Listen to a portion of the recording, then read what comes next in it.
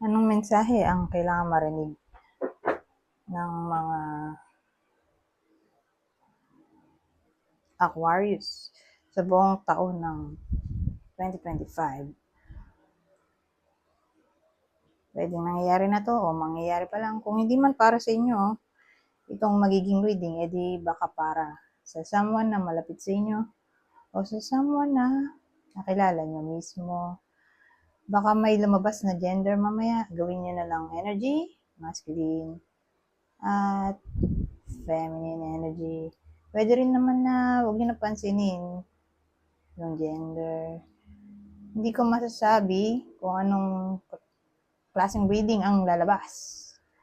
Kung positive ba o negative, depende sa kung anong mapipick up kong energy. Kung hindi man mag-resonate sa inyo to, edi adjust nyo na lang ang video, hanapin nyo to. Kung hindi pa rin, edi dito na. Ito ang last deck.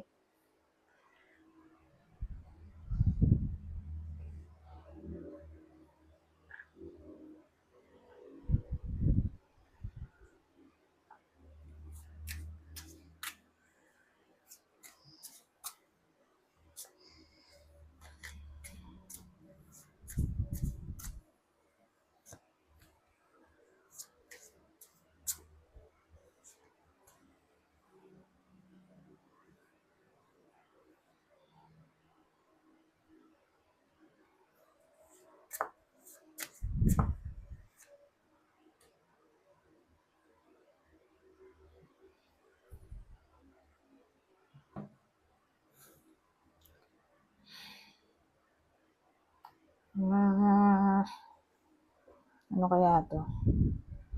May dalawang tao tayo dito. So, sino kaya ang bida? O gagawin ko bang energy ang isa sa kanila? Queen of Candles, Seven of Candles, the World, Knight of Needles.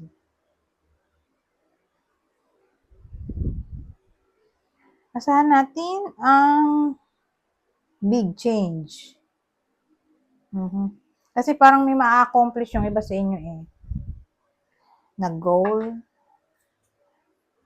Siguro promotion, new job, new relationship.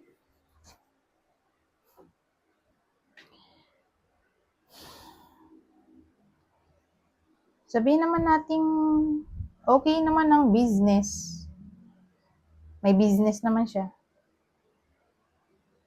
So, yung iba sa inyo, ganun, halimbawa, kung may mataas na posisyon, tingin ko nandun pa rin siya sa mataas na posisyon. O, maganda pa rin ang takbo ng business kasi gawa nitong tatlong to. Pwede rin naman to, kasama nito. Kumbaga, magiging madiskarte yung iba sa inyo. Kaya, magiging matagumpay. Itong dalawa kasi ano to completion to, accomplishment. Ito naman na Seven of Wands. Pag-defend ng kanyang posisyon, teritoryo. Isa pa rin yung victorious. Pero may Queen of Candles nga tayo. So, hindi ko masabi kung sinong bida dito. Knight of Needles. O kung gagawin ko bang energy ang isa dito. O gawin ko ng energy sila lahat. Gano'n na lang. Energy na lang sila lahat. Wala nang tao. Para hindi ako malito. Magiging matapang kasi Queen of Candles. Magiging matapang. Halos karamihan sa inyo. Na i-face ang mga challenges, fears nila sa buhay. Harapin ang mga problema.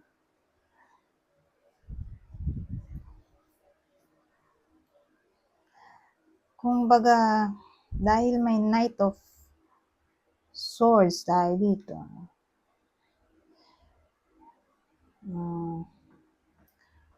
Ang way ng kanilang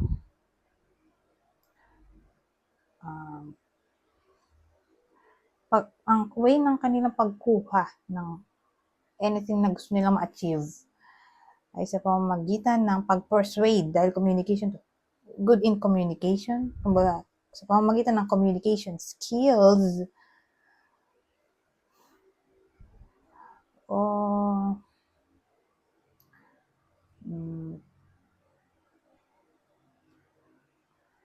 kanilang wisdom,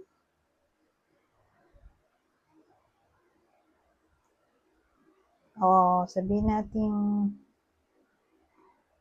pagiging mabilis umaksyon o mag-isip, pagiging honest, direct to the point,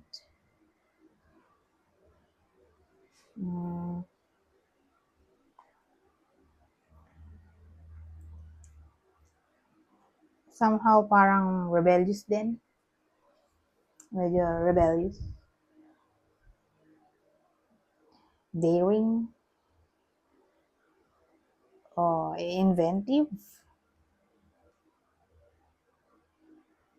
Maganda naman sila lahat, di ba? Wala namang pangit sa cards na to. Hindi na magpo-procrastinate yung iba sa inyo. Ito kasi action. So, malaki chance na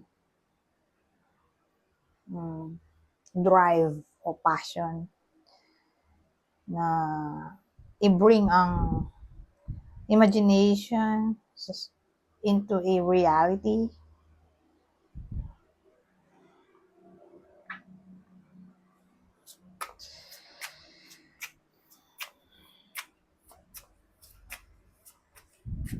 Good leadership. Pwede rin, no?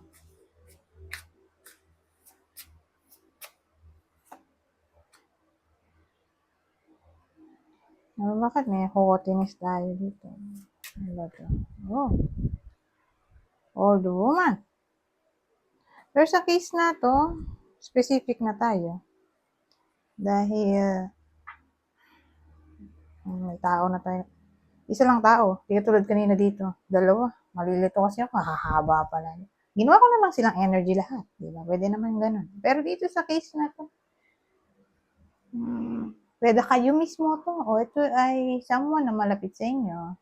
Kasi ito ay lola na. Old woman. Kita nyo yung itsura niya. Diba? Literal na lola na. Siguro mga edad niyan ay papalo ng 50 pataas.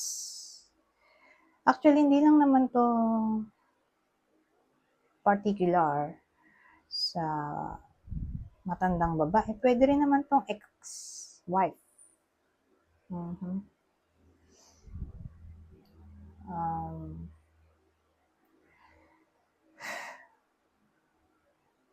Anong pwedeng mangyari dito sa babaeng to? Well, ang dating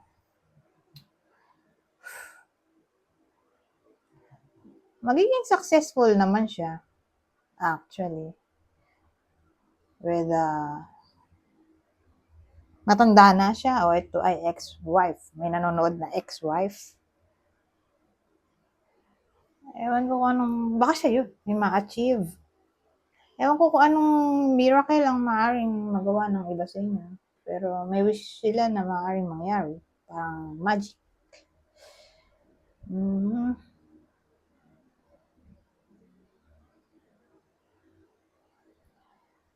Kaya lang, siyempre wala namang reading na puro positive lang. Meron din naman, pero bihira. Tulad dun sa Capricorn, wala yata akong nakitang negative dun.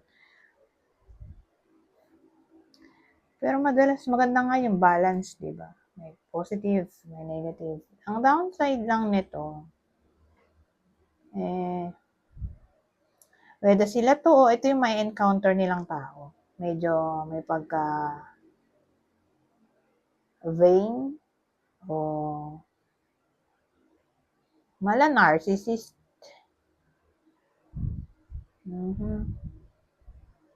Ayun lang yung downside. Okay? Parang gusto ng attention palagi. To the point na sobrang toxic na.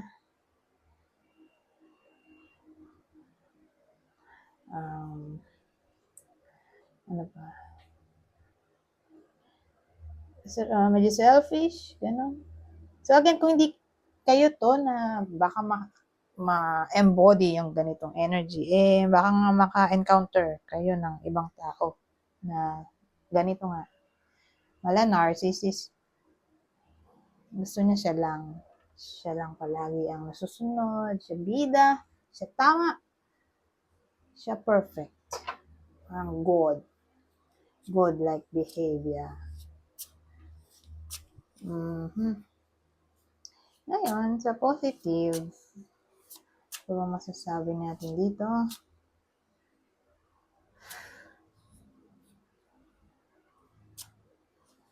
Baka may mamit yung iba sa inyo na foreigner. Whether personally o sa social media.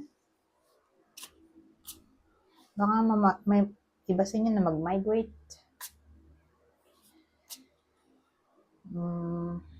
O mag-aral ng ibang language.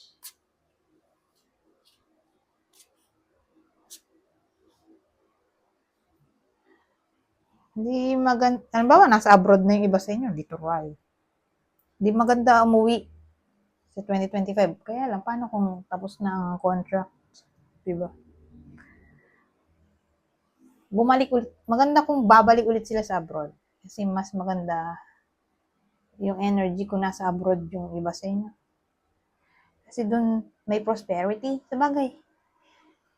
Diba? Kaya nga nag-abroad para makuha yung prosperity. Yung prosperity na hindi nyo makukuha dito sa Pilipinas, nandoon. Sa abroad. Kaya, kung nasa abroad na, maganda kung wag mo na umuwi. O kung mag-end na ang contract, maghanap na agad ng bago. Kasi,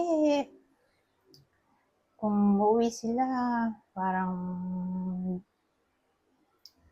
medyo alanganin. In a way na baka maubos lahat ng naipundar nila. Ganyan. Sa papamigay. Basta ganun. Parang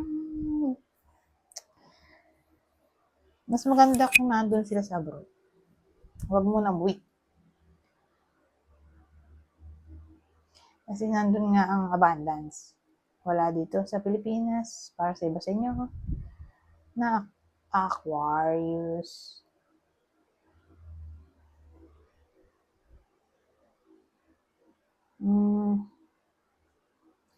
Improvement.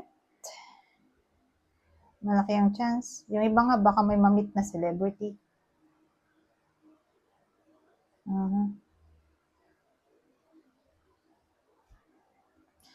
Whether sila mismo yun, yung mga sinabi kong description dito, na makakamit ng celebrity, o yung mga sinabi kong kung ano-ano. Pero kung celebrity, pwede rin naman na ito yung celebrity na makikita nila. Babae, around 50 pataas. O pwedeng byuda na. O ex-wife. Yung celebrity makikita ng iba sa inyo. Somewhere. O ito yung makikilala ng iba sa inyo. Kasi may lalaki, di ba, na nanonood. Na matanda na rin. So, yun nga, baka may mamit silang kauri nila. Maganda to. Itong combination. Maganda to. Itong haughtiness. May ano siya, description na ganun. Maganda. So, magandang babae kahit may edad. Diba may mga ganyan? May asim pa. O pwede rin naman. Kung yung nanonood, ganito nga ang edad. Aasim pa sila. In a way na may mamimit pa silang someone new. Lalo't byuda, single, diba? Why not? Yung iba nga, foreigner pa. Mamimit nila o nasa abroad. So, asahan natin na mababago ang buhay ng iba sa inyo. In a good way. Kasi nga may improvement.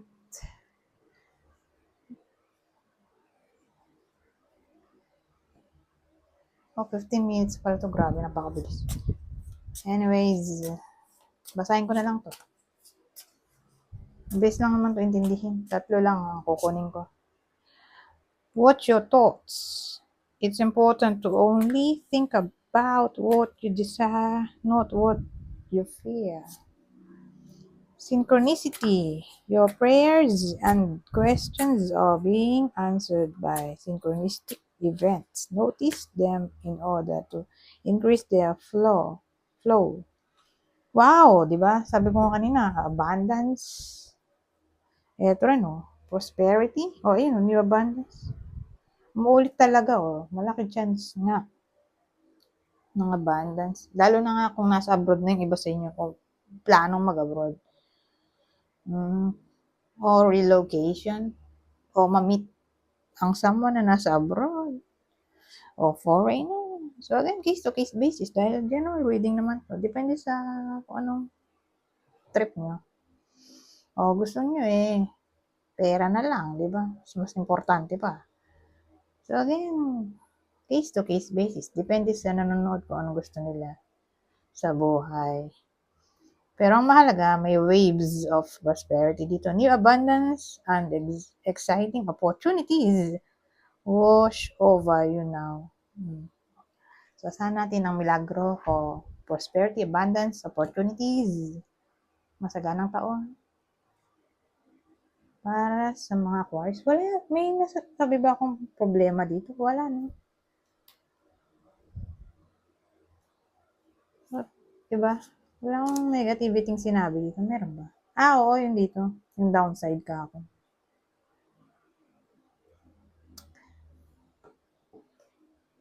So,